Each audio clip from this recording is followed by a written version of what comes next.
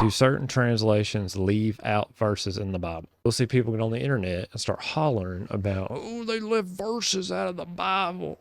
Get them. It's not what happened. You go right here. Okay, this is when Saul get kicked down. Jesus comes and is like, hey, dude, what are you doing? Well, when you look at this, is Acts chapter 9. Who are you, Lord? And the Lord said, I am Jesus who you're persecuting.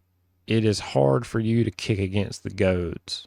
Okay, and in the NIV version, I'm Jesus who you're persecuting. That's not in that verse. So that verse is there. And there are other verses that aren't in there, or that some versions don't have. The reason that these versions don't have them is that the manuscripts that they translated from, they're actually more accurate too. It doesn't mean that the King James and the New King James was wrong. It just means that they took liberties when they translated it. For instance, we know Jesus did say, it is hard for you to kick against the goads, or some versions say kick against the pricks, which means like you have been feeling convicted about it. I have been trying to get your attention and you're not listening to me.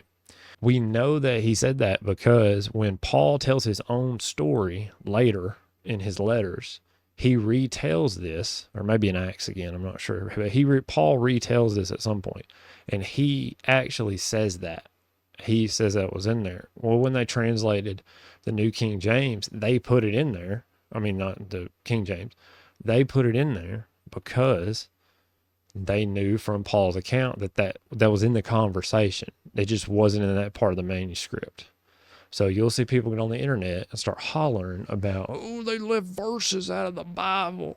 Get them. This isn't it. It's not what happened. They actually paid attention to what was supposed to be there.